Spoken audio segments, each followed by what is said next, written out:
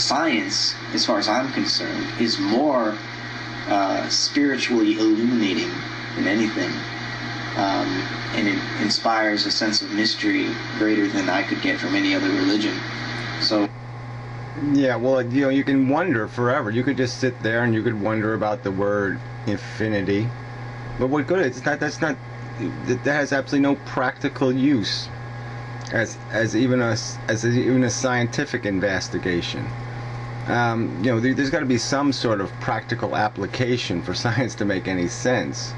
Not even to make any sense, but to be fruitful, to be worthwhile. I mean, if you personally want to go on some adventure to seek irrelevant and meaningless answers, that's your choice. But the meaningful questions are much narrower. The meaningful questions don't require you to answer the questions you're seeking to answer. The meaningful questions can be answered without knowing that mystery, without wallowing in the mystery. I don't think we can get rid of this sense of spiritual longing, this experience of mystery inherent to human existence. I think we should rather... Yeah, no, we can, but yeah, we can't if fools and ignoramuses and whatever you're going to qualify as, people who are, phantasmagoricals, that's really what it comes down to. You want a better fairy tale. Wanters. We can call it just wanters.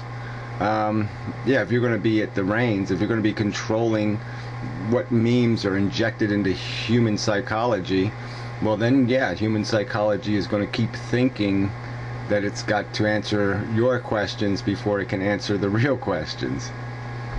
And rather than trying to continue to have this polarization between religious and scientific people or whatever, we need to recognize that we have more in common than not.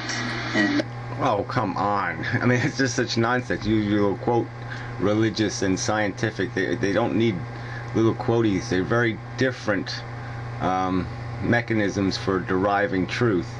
And it's just idiotic to say they shouldn't be in conflict. They have nothing in common. They have no common mission. Somebody who respects science is likely to respect the truth, and that's ultimately what it comes down to. And religious people are not respecting the truth, Matt. You cannot say you respect the truth and then trust with something as imbecilic as the idea of faith. 800 or 1,000-year-old stories. That's inconsistent with respect for the truth. And the really angry atheists who are constantly engaging the really angry theists in these debates that lead nowhere, they have more in common with the theists than they do, with any actual genuine scientist or open-minded. Oh, please. I mean, another nothing shot. Most scientists have pretty good contempt for religious people. 95%, 98%. I mean, it's the very rare scientist who has much regard for theology as a source of understanding.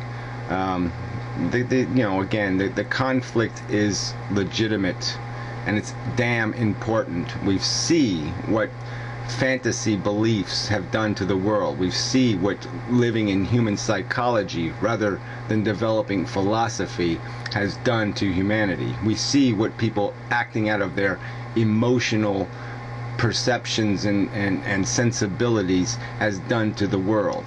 That's science hasn't been in control.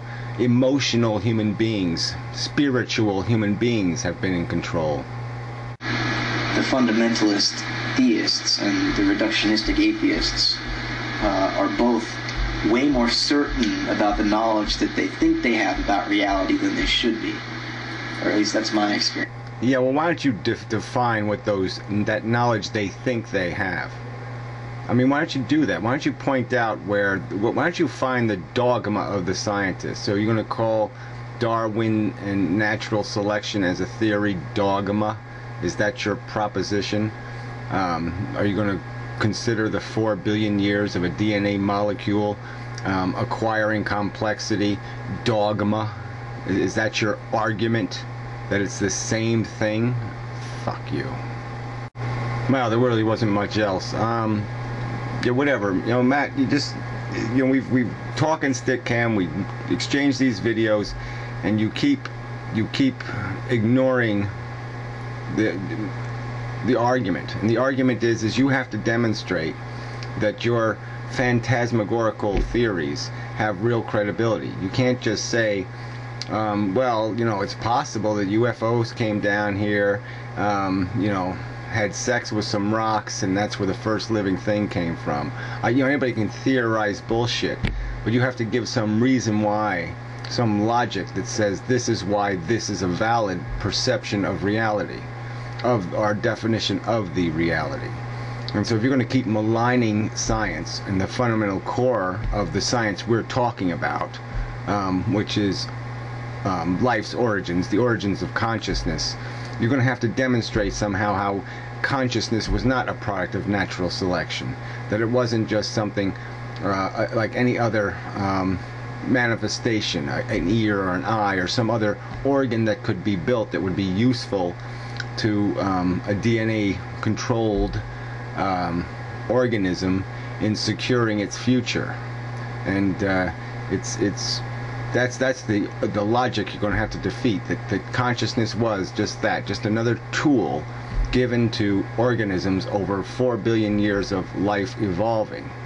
And that's the truth. And if you're going to sit there and malign that truth, you should malign it with some sort of evidence.